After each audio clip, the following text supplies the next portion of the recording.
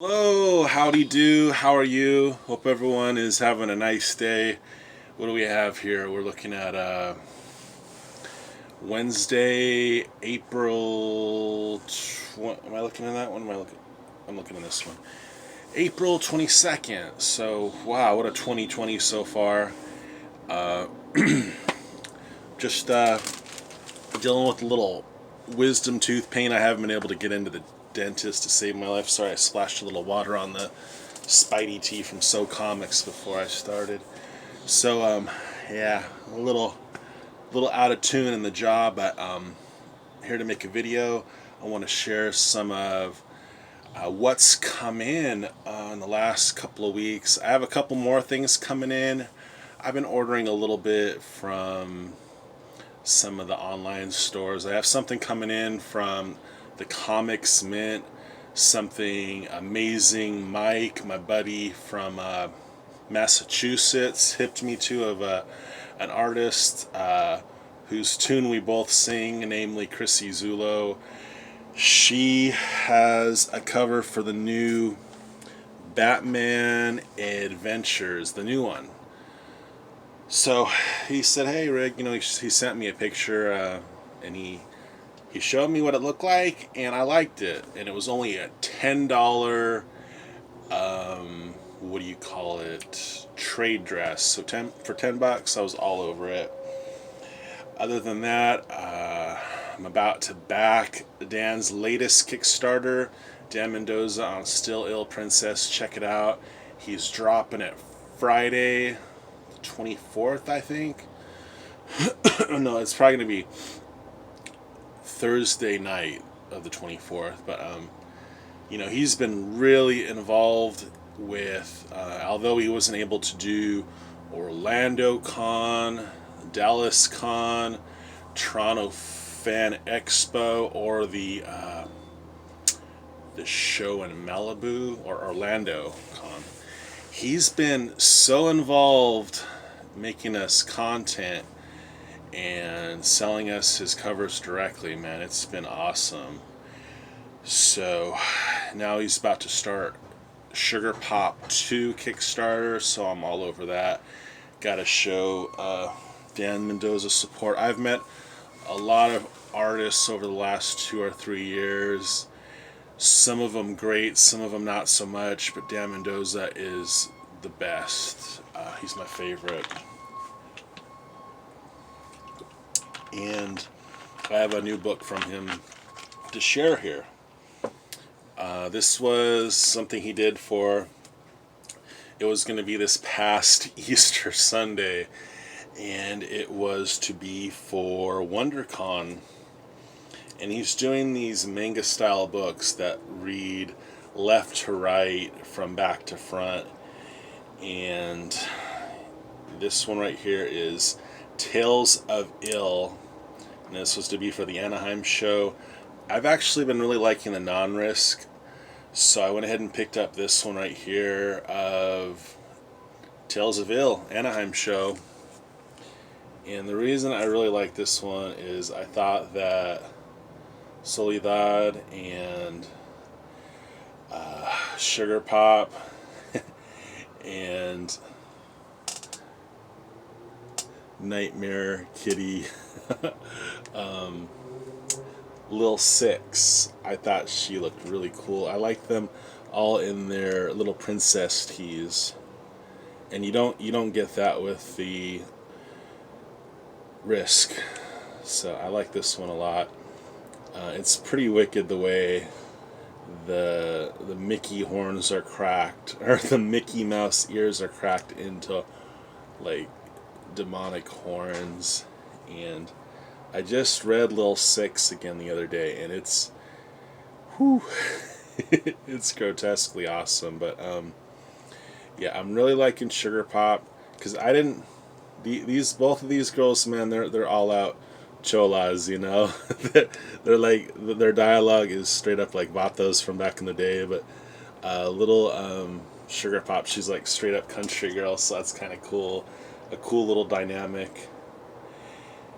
And although I haven't gotten Sad Girl Psycho Baby 3 yet. I read it, and everyone is just crazy over Mutsy's sister, Turtle Tutu. And the funny thing is, Dan told me about Turtle Tutu because I told him how much I missed. I'll show you just a real quick cover. I just had a crazy heartbreak over not getting any more comics of Dollface. Where are my Dollface books? That I kind of told him I really miss this character, and he said, "Well, you know what? Hang in there, because you're gonna love what I'm working on, because I got something coming out, and her name's Turtle Tutu, and she's gonna remind you of Dollface." So when I finally saw Turtle Tutu, man, my jaw dropped, because I was like, yeah, I get what you're saying, I get what you mean. He slayed it, and just great book.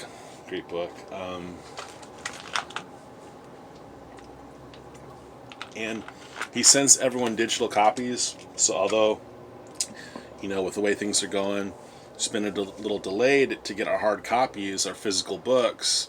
Having those digital ones made it where when my actual copy arrives, I don't even have to worry about cracking it open. Well, anyway, keeping with the Disney theme, while on that same order for the Tales from Ill Anaheim book, I went ahead and got this Still Ill Princess activity book. I didn't get this. I know Draw Sears might have got this because it premiered at an Arizona show, I believe. Or maybe Dan was selling them there, but this is Still Ill Princess activity book. And we have Soledad as...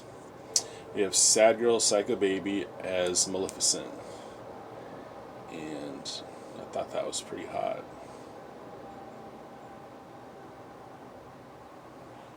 Really like the line work. I like how he outlines the eyelashes so it doesn't just fade into the back of her hair. I remember an art teacher played an old Daffy Duck cartoon for us, and the way they outlined Daffy in front of the darkness of the woods. Anyway, nice job, Dan.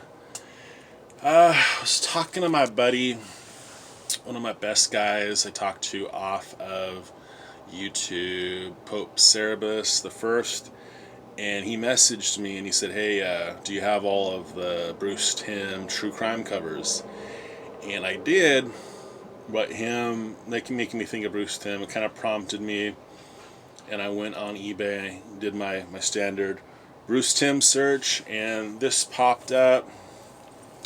I already have a copy of this, but this is Vampirella 3, Harris Comics, 2001, from October of that year.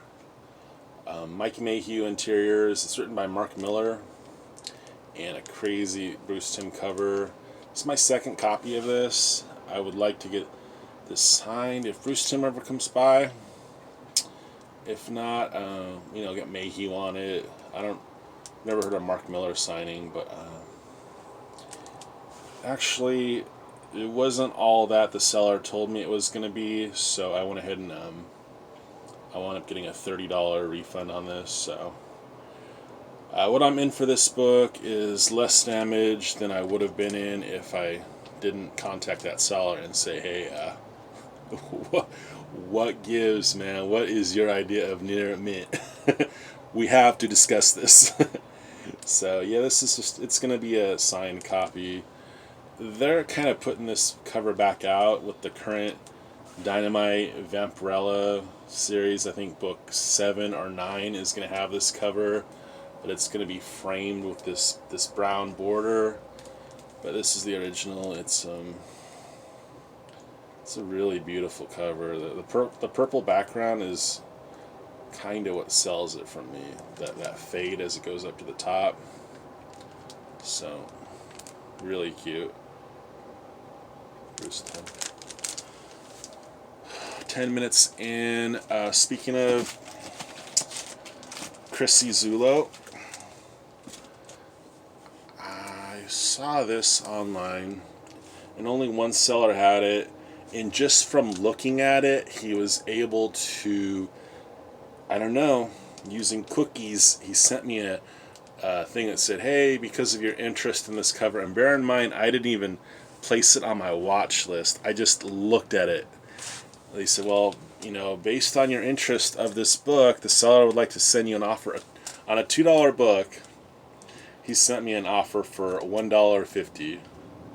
So this is Archie Volume 3 from February of 2017. Writer Mark Waid, artist Joe Eisma, but the art on the cover is by Chrissy Zulo. You can see where she signed it right there. She's one of my favorites. She was just really cool to Chambers and I when we met her for the first time at WonderCon.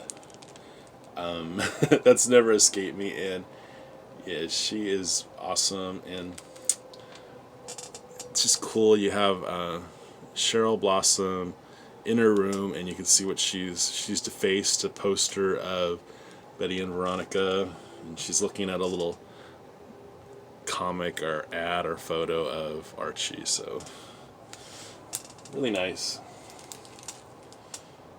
and I like her coloring techniques too. When I showed this to my brother, I asked him to guess who it was, and a couple of different artists passed through his mind, but ultimately he knew it was a Zulo.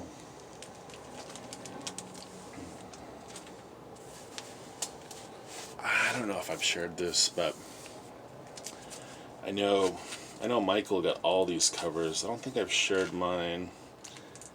I overpaid for this because I pre-ordered it, and since then it's basically become a cover price book, but it's a 1 in 25 Bruce Timm variant.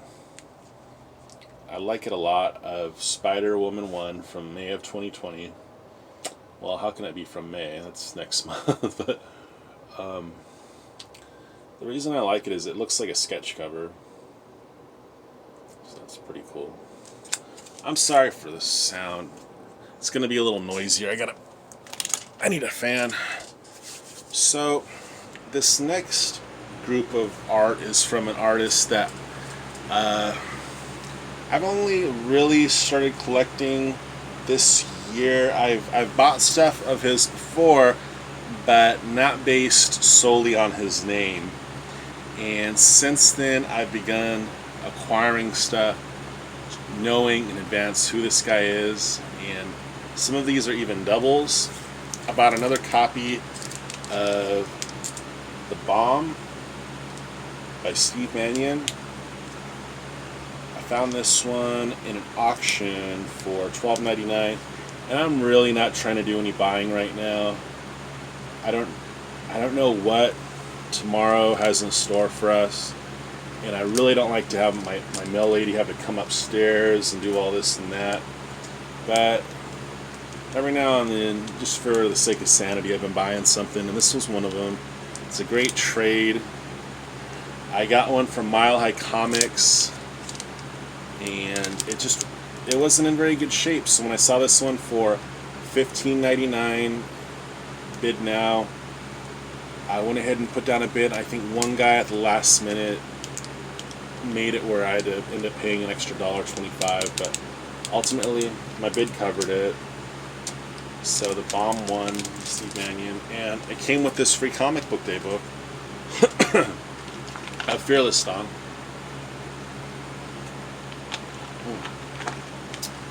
Tooth is screaming right now. He's screaming my name. So this one right here, Fearless Dawn, Asylum, Press Sampler Free Comic Day from May, the first weekend of whatever, May 2010, Steve Mannion.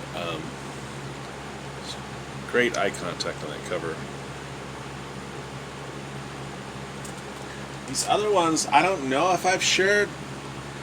I've done some posts on Instagram, and I know I shared it on Instagram, but these are the earliest Steve Mannion books I have, they fall under the adult category, and they're Christina Winter's Agent of Death. And these are from 1994. This one came out September.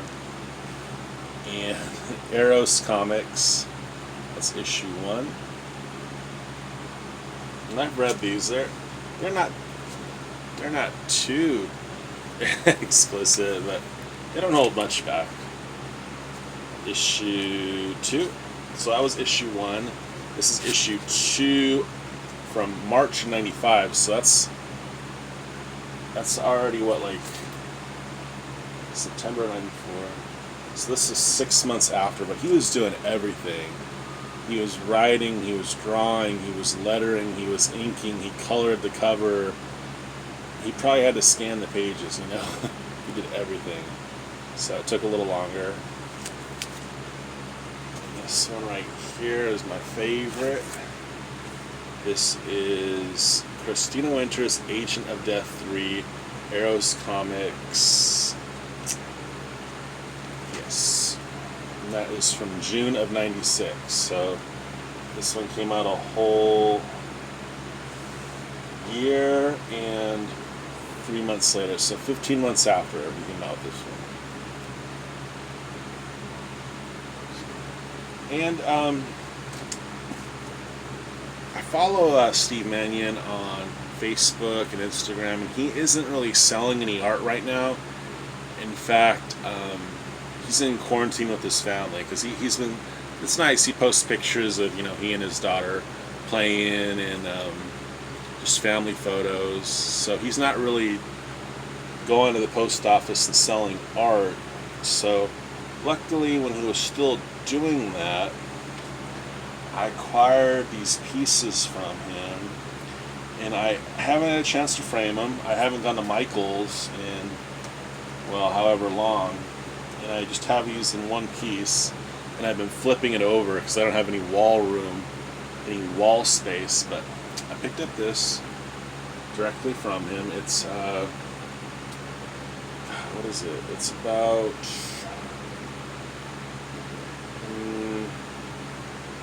I forget what the measurements on this are. It's got to be like 14 by 11 or something like that.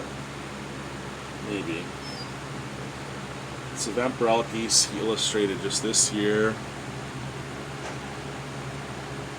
I'm really dying to get these framed properly.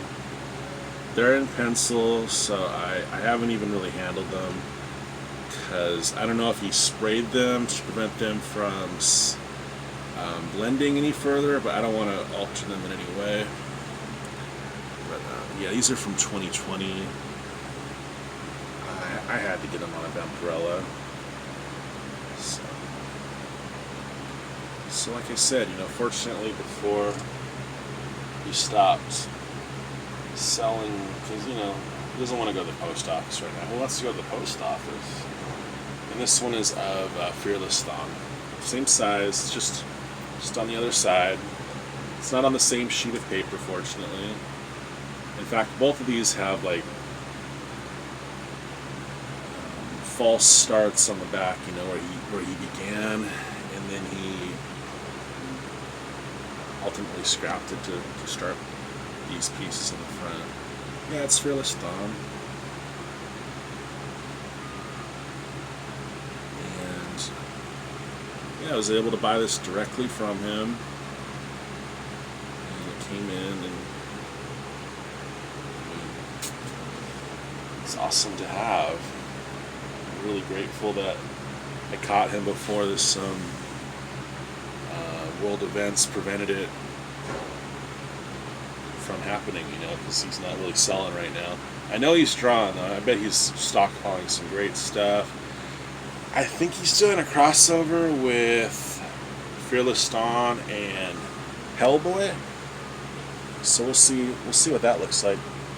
But yeah, I can't wait to get those framed. When I do, I'll shoot a vid because yeah, I have some framed art now. So, well, anyway, I'm gonna get back to those Riggs Valiant videos. Thanks for watching. Rest in peace, OMG. How you doing, Taddy? Hall of Justice Brothers. I miss my best pal at the conventions, Airborne Sapper.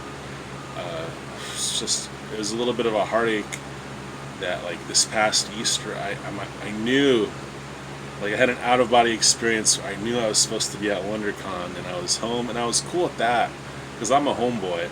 I would be home all the time, you know. This has always been my natural state of being. Cooking dinners, watching TV. You know, that's my prime joy in life, being with family at home. But there are certain things I love to do, and hanging out with Dan Mendoza and Airborne Sapper at conventions, that's just in my blood. So yeah, man, major rain check on that. Everyone stay well. You know, we lost someone in the community this year. Hopefully, no one else. You know, because you know, we're a small, close knit group of people. So, you know, it might seem like a big community, but in the big stream of things, man, in the big final analysis, this is just a drop in a massive ocean of people. That we have this one little thing amongst ourselves. So I want everyone who I know, everyone who I've ever even intersected with, just in passing, I just want to wish everyone the best, you know.